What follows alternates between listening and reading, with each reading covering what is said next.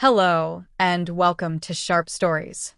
Here, we share powerful stories of love, heartbreak, and the emotional journeys that lead to healing.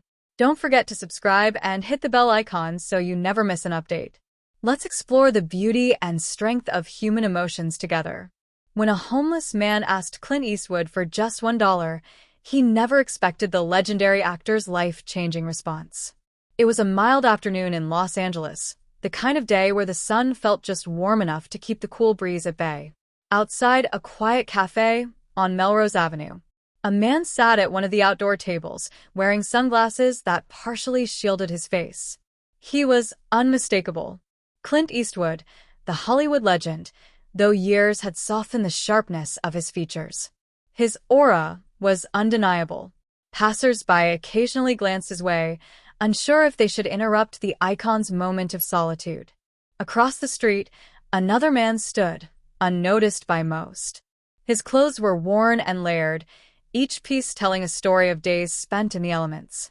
His hair was disheveled, and he clutched a small cardboard sign in one hand, while his other fidgeted nervously in his pocket. His name was Kevin, and today marked his third week sleeping behind the dumpster of a nearby convenience store.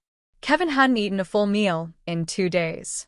His stomach gnawed at him, a relentless reminder of how far he'd fallen. As he scanned the cafe for someone who looked approachable, his eyes locked on Clint Eastwood. At first, he hesitated. What could a man like that possibly care about someone like him? But hunger has a way of eroding pride. Taking a deep breath, Kevin crossed the street, each step heavier than the last. His voice was almost inaudible as he approached the actor's table. "Sir, can you spare $1?" Clint looked up slowly, removing his sunglasses. His expression was unreadable, and for a moment Kevin wondered if he'd made a mistake. But then Clint leaned back in his chair, studying Kevin as if trying to piece together a puzzle. The seconds stretched on, and Kevin's anxiety grew. He was ready to apologize and walk away when Clint finally spoke. $1, huh, he said, his tone neutral. Then, with a hint of a smile, he added, "Sit down, let's talk." But Kevin had no idea what he just set into motion. Kevin hesitated. The invitation felt surreal, almost like a scene out of one of those movies he used to watch when life was simpler. "Sit down with Clint Eastwood." He scanned Clint's face for a sign that this wasn't a cruel joke, but there was no malice there, just a calm curiosity that made him feel both exposed and oddly comforted. With a quiet thank you, Kevin eased into the chair across from Clint. His hands trembled slightly as he placed the cardboard sign on the table, angling it so it wouldn't catch too much attention. He could feel the weight of Clint's gaze, but it wasn't judgmental. It was curious. Like someone who wanted to know the story behind the layers of dirt and despair. Kevin wasn't used to this. Most people avoided eye contact or threw him loose change without a second thought. Nobody wanted to hear his story anymore. But sitting here, under the steady gaze of someone he never imagined meeting, the words started to spill out before he could stop them. I'm sorry if I bothered you," Kevin stammered, his voice raw. I don't like asking. I've been trying to find work, but it's hard. Harder than I thought it'd be." He glanced down at his hands, ashamed of how desperate he sounded. Clint didn't interrupt. He just listened, which was more than most had done in years. Kevin took a deep breath and continued. "The dam breaking. I was a contractor, had a crew, steady work. Then the recession hit, and the jobs dried up. It didn't take long for the savings to run out. Then came the late notices, and after that he paused, swallowing hard.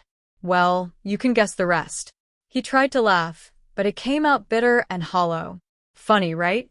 I spent my whole life building other people's homes, and now I can't even keep a roof over my own head." Clint's face remained calm, but his eyes softened. Kevin could feel the shame creeping in again, and he tried to steer the conversation away from himself. "I know you probably get asked for things all the time. I don't mean to be another guy with a handout. I don't know what else to do anymore." But Clint wasn't the kind of man to brush off a story like that. He had a response Kevin never saw coming. Clint leaned forward, resting his elbows on the table, his hands clasped loosely. The air between them felt heavier, quieter. As if the world had slowed down just for this conversation, Kevin could feel his pulse quicken. He half expected Clint to hand him a couple of bucks and politely dismiss him as others had done before. But instead, Clint asked a question Kevin wasn't prepared for. "What's your name?" Kevin blinked, caught off guard by the simplicity of the question. Kevin," he muttered, his voice barely above a whisper. Clint nodded slowly. Letting the name settle Kevin, he repeated, as if testing how it felt on his tongue. Then after a pause, he said, "You know, Kevin, I've played a lot of characters in my life. Cowboys, soldiers, detectives. And one thing I've learned is that every one of them had a story. Good, bad, ugly. It didn't matter. What mattered was how they chose to carry it. So tell me this. What's the next chapter of your story?" Kevin stared at Clint, unsure if he was serious. "The next chapter?" he echoed, his voice tinged with disbelief. "Yeah," Clint said, leaning back. "You're still here, aren't you? Breathing, talking, asking for $1. That means your story isn't over yet. So, what's the next chapter?" Kevin felt a lump rise in his throat. He didn't have an answer. The truth was, he hadn't thought that far ahead in a long time. Survival didn't leave much room for long-term planning. "I don't know," Kevin admitted finally. "I guess I just want to make it through the day." Clint's eyes narrowed, not in anger, but in thought. "That's not a chapter, Kevin. That's a sentence. You need a chapter, a real one, something you can build on." Kevin felt an odd mix of frustration and curiosity. He wanted to ask Clint what he knew about struggle, but he held his tongue. There was something about the way Clint spoke, like he wasn't just throwing out cliches but genuinely wanted Kevin to think. Clint reached into his pocket, pulling out his wallet. Kevin's heart sank. This was the part where the $1 would come out, and Clint would send him on his way. But Clint didn't pull out cash. Instead, he pulled out a business card and slid it across the table. "Go here," Clint said, his tone firm but not unkind. "It's a shelter run by a buddy of mine. They'll help you get cleaned up, find a job, maybe even a place to stay, but it's up to you to take the first step." Kevin stared at the card, his hands trembling. "Why?" "Why are you doing this?" he asked, his voice cracking. Clint's expression softened just a fraction. "Because someone did it for me once, and I wouldn't be sitting here if they hadn't."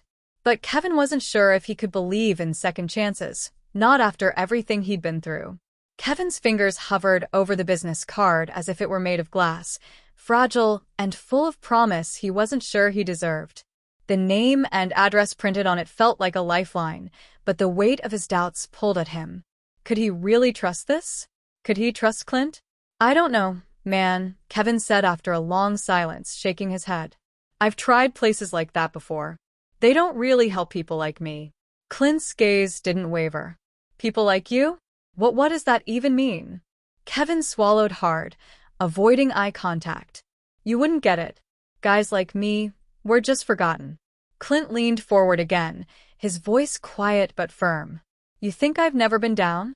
You think I don't know what it's like to feel like you're carrying the weight of the world and no one's there to help you lift it?" Kevin looked up, startled. Clint's face, though calm, carried the weight of his words. "I grew up dirt poor in the middle of the Depression," Clint continued. "I know what it's like to go to bed hungry, wondering if tomorrow's going to be any better. And let me tell you something, Kevin. It's not about how hard you fall. It's about whether you're willing to get back up, even when the odds are stacked against you." The words hit Kevin harder than he expected. He opened his mouth to argue, but found he had nothing to say. Clint leaned back, his tone softening. "Look, I'm not going to sit here and pretend I have all the answers, but what I do know is this. Life isn't fair, and it never will be. The only thing you can do is decide whether you're going to let that break you or build you." Kevin felt tears prick the corners of his eyes, but he quickly blinked them away. "It's not that simple," he said, his voice cracking. "No, it's not." Clint agreed. "But simple doesn't mean easy. It's hard as hell. But if you don't try, you'll never know what could have been." Kevin stared at the card again, his mind racing. He thought about the nights he'd spent on cold concrete, the meals he'd scavenged from dumpsters, the faces that turned away from him every day. And now here was this man, a stranger, a legend, telling him he was worth more than all of that. For the first time in years, Kevin felt a spark of something he couldn't quite name. Hope. Maybe. Or maybe it was just the realization that he had nothing left to lose. "I'll think about it," Kevin said, finally, his voice barely above a whisper. Clint nodded as if that was enough. "Good. That's all I'm asking." But Kevin wasn't the only one affected by this encounter. Clint had his own reasons for stepping in, reasons that would soon come to light.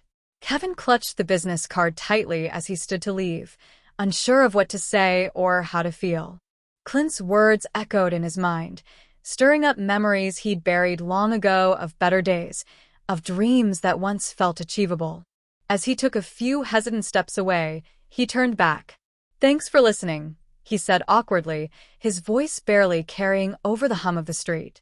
Clint gave a small nod, his expression unreadable.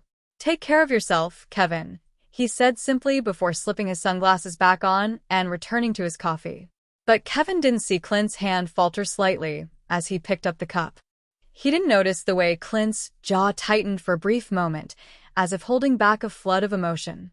Sitting alone again, Clint let out a slow breath, staring at the empty chair where Kevin had been just moments before. It wasn't the first time he'd been reminded of his past, but it hit harder this time. He'd been younger than Kevin when he'd first learned how quickly life could knock you down.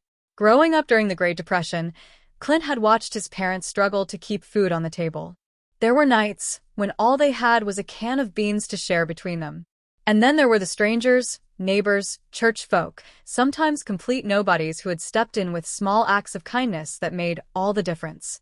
He remembered one man in particular, a mechanic who'd offered Clint his first job, a chance to earn a few bucks cleaning tools. It wasn't glamorous, but it taught him something invaluable: the dignity of work, no matter how small. That man had seen potential in a scrawny kid that no one else did, and it had changed the course of Clint's life. Now, decades later, Clint carried that lesson with him. He'd built a career that most people could only dream of, but he'd never forgotten where he came from, or the people who helped him get there. For Clint, helping Kevin wasn't about charity. It was about giving someone else the chance he'd once been given. He knew the road ahead wouldn't be easy for Kevin, but he also knew that sometimes all it took was one person believing in you to spark something bigger. Meanwhile, Kevin walked aimlessly through the streets, the card still clenched in his hand.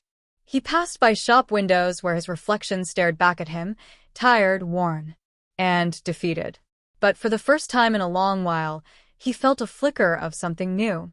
He stopped outside a laundromat, staring at the flickering neon sign. With the little money he had left, he decided to wash his clothes. If he was going to show up at that shelter Clint had mentioned, he wanted to look presentable. It wasn't much, but it was a step. But that first step would be the hardest and the most important one Kevin had taken in years. Kevin's first visit to the shelter was overwhelming. The fluorescent lights, the sound of hurried footsteps, and the steady buzz of voices made him feel out of place. But the staff was kind. They didn't judge him for the state he was in, and for the first time in years, Kevin felt like someone actually saw him, not as a problem, but as a person. Days turned into weeks, and though the road wasn't smooth, Kevin began piecing his life back together. The shelter helped him secure a temporary job at a nearby warehouse, where he quickly proved himself to be reliable and hardworking. With the money he earned, he moved into a modest, shared apartment. It wasn't much, but it was a roof over his head and a step toward stability. Through it all, he thought about Clint Eastwood. He'd kept the business card, now worn and creased, as a reminder of the moment that changed everything one night after a particularly long shift. Kevin sat down and wrote Clint a letter. He thanked him for the kindness he'd shown that day at the cafe and told him about the progress he'd made. Kevin didn't expect a response, but writing the letter felt like closure, a way to acknowledge the man who had given him a second chance. Months later, Clint received the letter. Sitting in his quiet office, he read it carefully, a faint smile tugging at the corners of his mouth. He folded the letter neatly and placed it in a drawer where he kept other mementos from his life. For Clint, it was never about recognition or gratitude. It was about paying forward the compassion he'd been shown when he needed it most. Kevin's story didn't end there. Inspired by his own journey, he started volunteering at the same shelter that had helped him. He spoke with others who were struggling, sharing his story and offering them the same encouragement Clint had given him.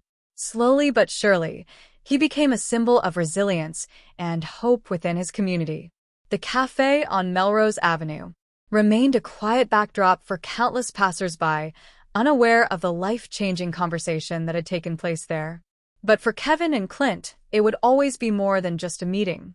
It was a moment that proved the power of human connection, a simple gesture that rippled outward in ways neither of them could have predicted.